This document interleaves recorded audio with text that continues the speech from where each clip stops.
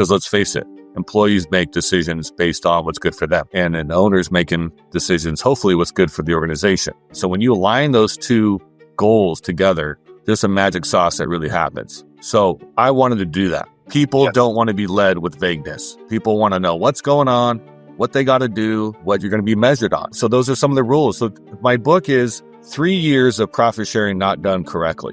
What are some of the biggest mistakes that you think companies can do with profit sharing?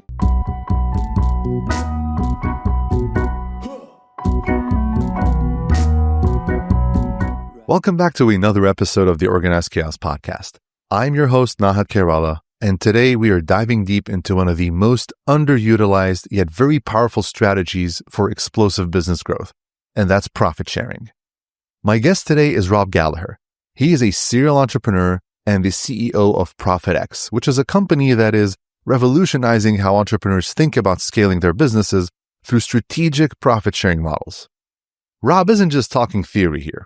He's a seasoned entrepreneur who has walked the walk, built multiple successful businesses, and now he is helping other founders unlock exponential growth by really rethinking how they structure and share profits within their organizations. What makes Rob's approach so compelling is that he has cracked the code on something most founders struggle with, which is how to scale while keeping your best people engaged, motivated, and truly invested in your company's success. Through ProfitX, he's showing business owners that when you share profits strategically, you don't just grow your bottom line. You create a culture of ownership that drives the kind of results that turn 7-figure companies into 9-figure powerhouses. So if you've ever wondered how profit sharing could be the missing piece in your scaling strategy, or maybe you're ready to learn from someone who's done it at his companies and is now helping other entrepreneurs transform their businesses from the inside out, then you're in for a treat. Let's jump right into my conversation with Rob. Rob, welcome to the show. Happy to have you here. And you got me really excited for this one since you and I had a few chats previously. So why don't you give us a little walkthrough of your journey as an entrepreneur and really what are some, the main pivotal moments that shaped you as a leader today before we dive into the nitty-gritty topic we're here to discuss about profit sharing? Well, I was an unplanned business owner. I lost my job. I lost my house during the 08, 09 housing crisis, recession, whatever you want to call it, we had. And so I was just in a position to make ends meet. We moved into a rental. My wife was pregnant with our second child, and it was go time for me as the husband and provider of the family. And so there I was, a small business owner in the construction industry. And from day one, thank God, and we were blessed, we were financially successful. And we started getting a lot of customers. I started hiring guys. It was crazy times, right? My wife was doing the books. She was working her butt off. We had little kids. And it was just kind of like that. As I think back, it didn't feel like it at the time, but as I think back, it feels like the all-American dream, right? And right. I was not say that. Yeah, we're just bootstrapping from the garage. The garage didn't have AC, and I broke the window out of the door to put those little window AC units in just to cool the office space. And then eventually the company, we took over the back patio with ladders and tools and materials we were storing back there. Another funny thing is I rented the neighbor's driveway across the street to park some of our trucks over there because the neighbors were throwing a fit about all the trucks and trailers we had in the neighborhood. So it's kind of one of those stories. And then that was about 3 years there. We moved into a real 2,000 square foot warehouse with one office and a bathroom. And then we built some more offices in there. I hired, at that point, I had 2 companies of plumbing and construction. I hired a GM for the plumbing company and it's like, okay, you take care of that. I'm going to focus on the construction and running the business. One day, about 3.5 years, I show up there and I look around and I have 30 employees. And I'm like, man, and I'm tired and I'm stressed and I'm putting on weight and I look like crap and I'm just running 100 miles an hour. I was barely seeing my kids before they went to bed. I left before they got up. Wasn't spending a lot of time with my wife. We were good. Our marriage was good. It just wasn't thriving, I would say. because you get home at 7:30 o'clock at night from running the business all day. And then I was part of the rotation for the 24-hour plumbing service calls. So sometimes it would be 11 o'clock at night and I had to go to a job and a van and work. So I looked around and I was like, okay, I don't want to, this road that I'm on is not going to end well when I'm 50, right? And I was 30 at the time, I think, or 29, somewhere in there. And then I started looking around all my, subcontractors, other business owners that I knew, and I didn't like the road that they were on either when they were in their 50s and 60s. A lot of them were on their third or fourth marriage. They didn't have a relationship with their kids. They had nice trucks and some toys and a nice house and maybe zeros in the bank, but they weren't happy. Yeah. And so I dove in. So I started asking them questions, didn't like the answers I was getting. I started reading business books and leadership books. And on that journey, I call it a relentless self-pursuit of education. And it opened my eyes, it opened my mind to this whole world of entrepreneurship, leadership, mindset, business ops, right? SOPs, KRAs, all these things that we talk about. And I started making changes in the business, right? And I started doing different things in my business, and I was trying to find time to work on the business, not always in it. And I started seeing some traction. I started seeing some differences in my team. I saw some people leave that were a good thing. I saw some people come in that I was able to get on this road right away. I started teaching classes to my people, my leaders, and then I had other businesses come to these classes. And so I was like co-mixing ideas and somebody got married out of the class. And people, there was like 20 people coming to our little conference room, and I would do this hour, 90-minute thing. And so I was like, okay, this is really cool. Like, there's got to be more to this, more to that. Well, in that process, I stumbled across this idea of profit sharing. I've never probably heard it before. And, let's be honest, profit sharing is a buzzword. Like it spiked your interest, right? And when it comes up, people are like, tell me about that, right? Especially if you're an employee, you're like, oh, how am I going to get more money, right? Mm-hmm. Business owners usually have a mixed bag of reactions to it. There's a lot of questions and a lot of lack of understanding of what it could be. But for me, it perked my interest. I was looking for an edge, as we all are. I was looking for a performance enhancer. I was looking for something to improve the business, improve the operations. I was doing all the nuts and bolts, but I was just looking for something else. And so I dove into profit sharing. I bought every book that mentioned it. I listened to every podcast that would pop up on a search of profit sharing and bonus structures and all these different ways that companies use to fire up their team. And I didn't find a lot on profit sharing.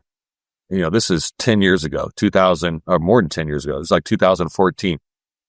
And so I was like, okay, I think profit sharing, the theory makes great sense, right? If you can align your employees with the organization on the goal of net profit, it changes a lot of things. You basically you turn your employees into team members where they start thinking like an owner. And then once you do that, the owner's not making every decision. Other people are making good decisions thinking about net profit, because let's face it, employees make decisions based on what's good for them, and an owner's making decisions, hopefully what's good for the organization, right? And so when you align those two goals together, there's some magic sauce that really happens. So I wanted to do that. I brought two of my leaders in my office one day. I had a blank piece of paper on my desk. I said, I want to do profit sharing. This is what I know about it. I can't find a how-to guide, but together, us three, we're going to figure this out. And we did. We left that meeting with a drawn-out profit-sharing plan. And we started it the first quarter of 2015. And I'll be honest, it was a complete disaster. I was paying money out the first quarter of 15 that I didn't see an ROI on. I didn't see the mentality change. I didn't see the culture improve. I didn't see more revenue. I didn't see a gross profit percentage on projects go up. And so I was frustrated. I was like, well, this didn't work. I just wasted a bunch of money. And in one instance, a guy was upset about the profit sharing check because to him, it wasn't enough. And long story short, he ended up leaving the company. I don't know how much money he thought we were making back then, but it just goes to show that I did a lot of things wrong. You've dropped so many excellent tidbits, I think, from from the start. But no, I mean, yeah, I'll say this, Rob, you're a step ahead of many founders and entrepreneurs, because a lot of the things you did to evolve on your journey are things I typically work with founders on, things like, taking a step back and assessing, hey, at 50, this is going to look like a train wreck if I stay on this road. And I mean, you mentioned one of the sins that a lot of founders have is that they try to hold on to everything for too long up until they just can't anymore and everything falls apart. So, I mean, that's great. I mean, I think it's a testament also, and probably one of the reasons why you grew to where you are today. And profit sharing, I agree with you. There's profit sharing, when you say it at face value, a lot of people think on a very vanilla way of profit sharing is that, okay, we make X amount of money, we assign some sort of percentage to distribute, and then we distribute it to employees. End of story here. But there isn't much to that. And you and I talked about this also previously, but that model has some mixed feedback. It has some mixed results even, right? And I think you mentioned an important point right now is that when you start talking about profit sharing in isolation of anything else, the reasoning and the alignment is maybe not there. And that assumption of that employee that you mentioned, hey, maybe I should be getting more and so forth, that is coming maybe from a place of, there's many reasons where that could be coming from. But one of them stands out to me is that, hey, probably this person doesn't really understand how this works and why it is what it is and what they need to do to grow that number, right? Am I onto something here, or is this me just making stuff up? No, actually, you're talking about rule number 4 for profit sharing that I speak about in my book is clarity. And there's 10 rules in the book, and we can go over the top 3 or 4 in the podcast just to give you some really nuggets for your listeners to take away today. But number 4 is clarity. And that's what I screwed up probably the biggest the first time around. Like literally I had a weekly all hands on deck meeting of the leadership. And I don't remember exactly what I said in that meeting, but it was really short. It was like, hey, we're going to do a profit sharing program. We're starting it the first quarter of 2015. The harder you work and the more money that we make, the more that we'll share. And then that was it. Mm-hmm. It didn't get into percentages. It didn't get into, and then this opens up another discussion of how much does the owner have to share or doesn't have to share. And I leave that up to owners, but I touch base on that in my book. It was very vague, right? And leaders can't be vague. Yes. People don't want to be led with vagueness. People want to know what's going on, what they got to do. Think about your KRAs. They're very clear on what your job is, what you're going to be measured on, right? Every role should have that. And so it's so those are some of the rules. So my book is 3 years of profit sharing not done correctly. And we were having some success. We were having some steps forward and some steps back over 3 years. So it was successful enough for me to keep trying it and making changes. And this is what I want to prevent your listeners from having to go through. It's that 3 years of trial and error where I took what I learned, and I've successfully done it for 8 years now the right way. And to save those 3 years of heartache and pain of all the mistakes that you can make, because some of these mistakes can cause a lot of damage, as you can imagine.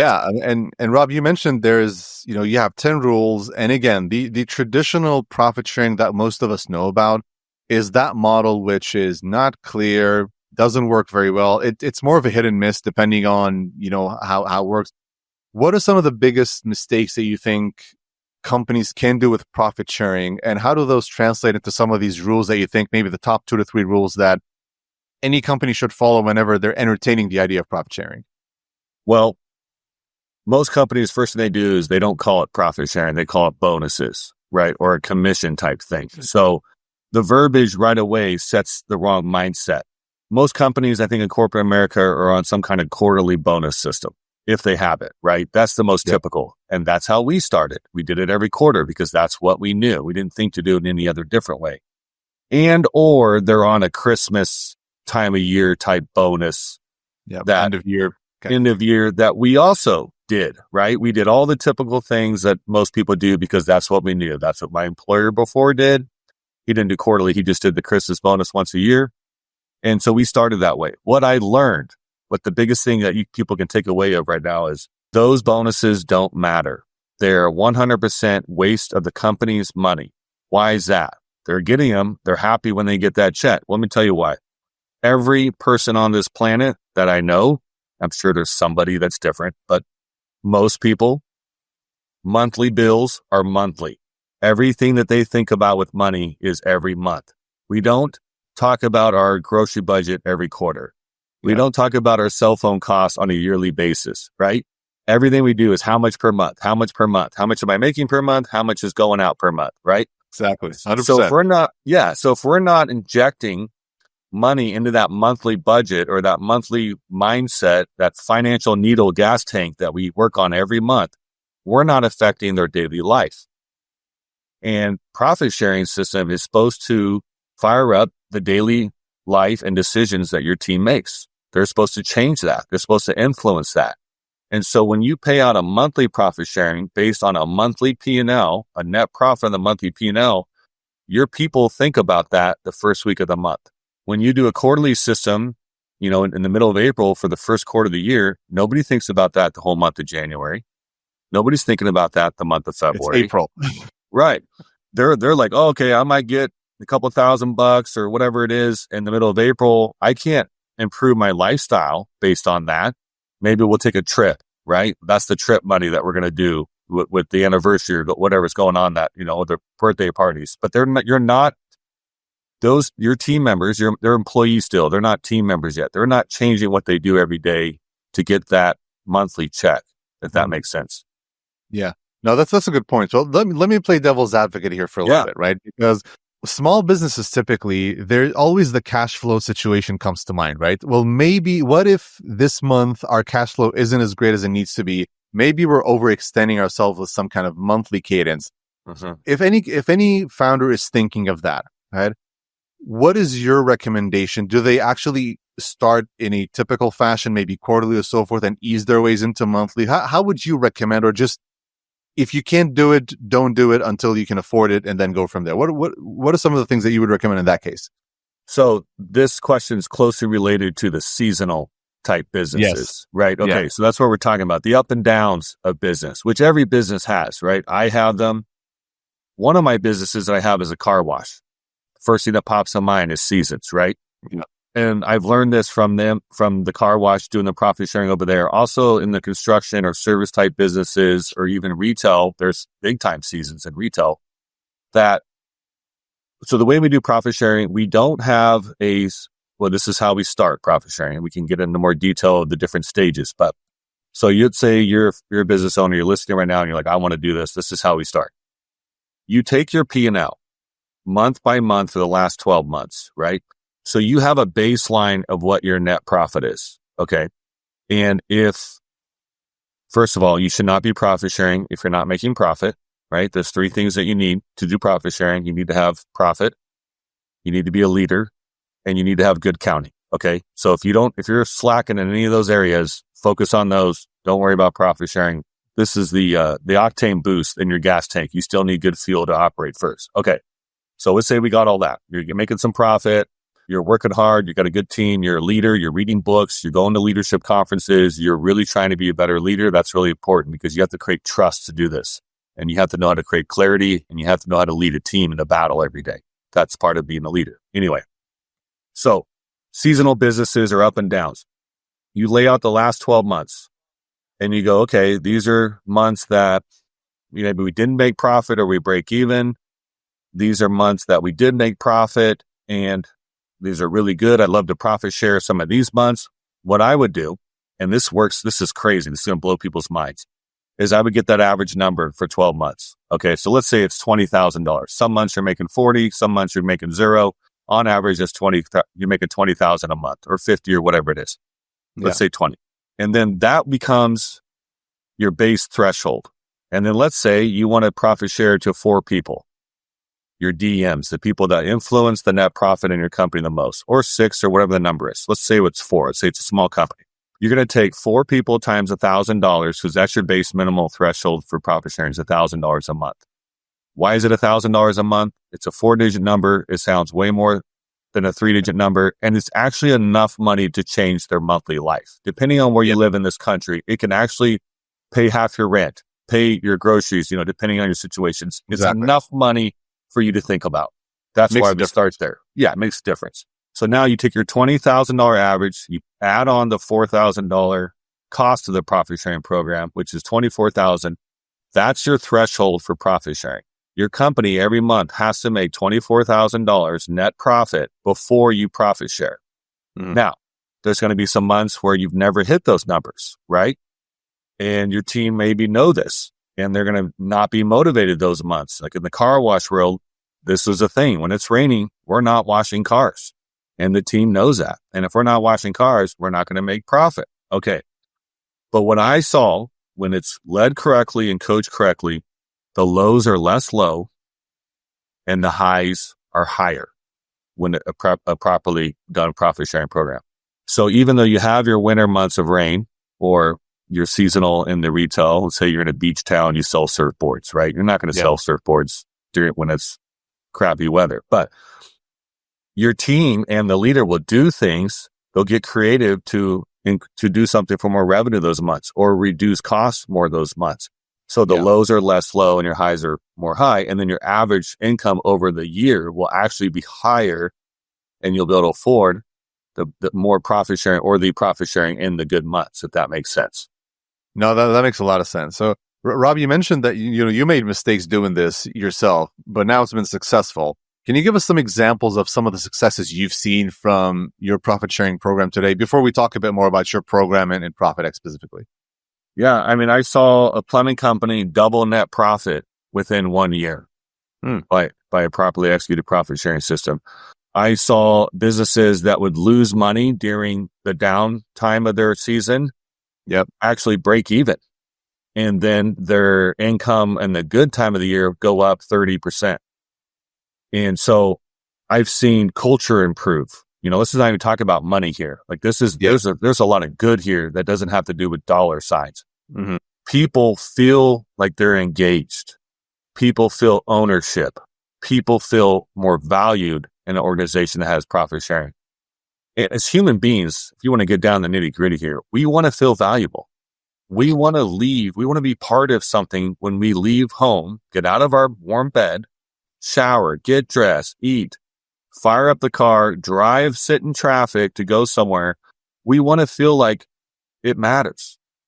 And we want to feel like we're making a difference there. And then also the more difference we make there, if that makes more difference at home, it's a win-win.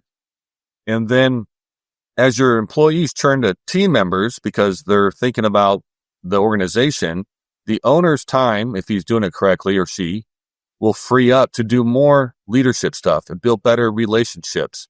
And it's just like this circle that kind of just gets bigger and better as it goes around. So I've seen a lot of really good things from organizations of all different sizes that are doing this, that I've been coaching in my own 4 organizations that we've implemented it, that we're doing, and my tenure has gone up. I have created really good relationships with some of these team members that I would call friends, because we'll have conversations about, hey, how do we do better here? And it's not just me always cracking the whip. It's them coming, standing next to me and wanting to know, how do we lead the charge, right? I'm not by myself leading the charge in the battle. I have people side by side, even in front of me, leading this charge because of profit sharing. Yeah, I mean, I agree with you. I've seen cases where profit sharing has, the way I describe it sometimes is that it sort of creates that entrepreneur within your organization, that entrepreneur as well, because, entrepreneurship isn't for everyone, right? The risk behind it and so forth isn't really for everyone's appetite. But profit sharing, what I've seen, it takes people who sort of have those characteristics and have that capabilities, and really they have that mindset of what a potential owner would want from every employee. And the profit sharing just pushes them over the edge when done right to actually get them to engage with that side of them, as opposed to just laying back. And to what you mentioned earlier is that, generally speaking, employees are going to do what's best for them. Companies are going to do what's best for them, hopefully based on their decisions, but those don't always go hand in hand. And eventually you're leaving some potential on the table there. You're not fully maximizing the potential of the people you have. And at the same time, you're maximizing their financial potential as well, which is, cherry on top when done right. So yeah, I fully agree. The culture gets better. The tenure's better. There's a few companies I've worked with before where profit sharing programs, when done right, were one of the main things that employees mentioned as some of the reasons they stayed, not because of the financials of it, but because it created that sense of ownership. It created that belonging. They were involved in decision making, and they felt they had a say just because they had skin in the game as much as anyone else. So yeah, I think that's great. So Rob, why don't you walk us through a little bit about, what is ProfitX? Because, you took this profit sharing program and you kind of create a business from it now, which is great. Why don't you tell us a bit more about ProfitX? What do you do? What are the services that you offer? And walk us through, how the whole thing works. So ProfitX wants to get the word out on how to profit share properly. My struggles 11 years ago was nobody was teaching this stuff. Nobody had a book about it. And it cost me 3 years and probably tens of thousands of dollars of mistakes that I know how to fix. And I can help someone else to prevent those mistakes. And honestly, what I've seen is some people just give up. Like I could have gave up after that first quarter.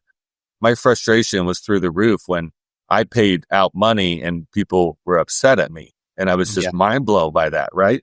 Looking back on it is like, I deserve that 100%, right? So we can prevent that from day one.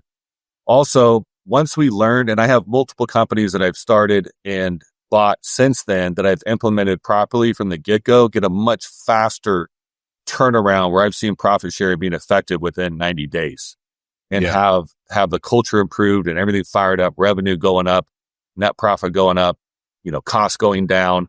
So I want to provide that. And, what was the reason, and this wasn't my plan, right? I did not start day one to become a business coach or a teacher or whatever word you want to use. But what was happening was the success I've had brought a lot of attention, and people were coming to me and be like, what are you doing? And, how are you doing this? Competitors, family, friends, just people I knew, social media stuff. And I was like, oh, come on in. I'd love to tell you because I'm passionate about this, right? Like I'd love to help you. I've had people help me starting out. People still help me. I'd love to, pass the torch along. I started spending a lot of time with these people saying the same thing over and over and over. And then somebody was like, man, you should write this down. And so I was like, oh, I'll write a book on this. That sounds like a fun project. So we wrote a book. It came out this year in January, almost a year ago. And then it's hard to put it all in a book. And I didn't want to write this 600-page novel because business owners don't read, at least for me, and most of them, I think, don't want to read a 600-page book, right? I like shorter ones. I like ones that get to the point. I don't want a lot of fluff. My book, I took all the fluff out. There's some stories in there to prove the points, but it gets right down into it.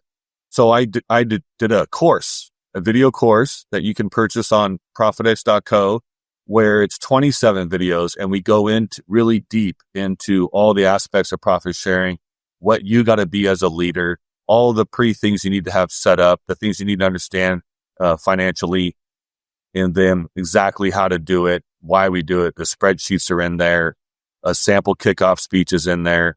What makes the difference between successful profit sharing programs, the mistakes to avoid, the things you need to lean in on, and all these things that you would get if you paid me to sit there with you for an hour a week to run you through this until you had it all figured out. That makes sense. Oh, no, that's great. And what I like about this, Rob, is a lot of times you see people selling stuff and selling knowledge that they haven't even implemented themselves, which is, there's a lot of those out there. Yeah. And one of the first things I liked when we had this conversation is that you went through, the ringer to do this. You've actually done this at not one, but 4 companies. And now and you also coached others, just because they were interested. So I think there's a lot in that, right? Like, hey, this is proven, this is done. It wasn't this wasn't like out of pure luck. You've done it multiple times. And yeah, I mean, it makes sense. And again, profit sharing is one of those things that a lot of people do wrong. A lot of companies do wrong. And 100%. Just like you mentioned, you end up actually burning cash than actually helping your company when it's not done properly. So no, I think this is great. I mean, for the listeners out there who are interested in learning more about the course, you mentioned profitx.co, the website, and of course I'm linking to that in the show notes. If anyone's interested in having a chat with you directly, they want to learn more about the program, get some guidance, coaching, and so forth, what's the best way to reach out to you, Rob? Go to profitx.co. You can purchase the course right there.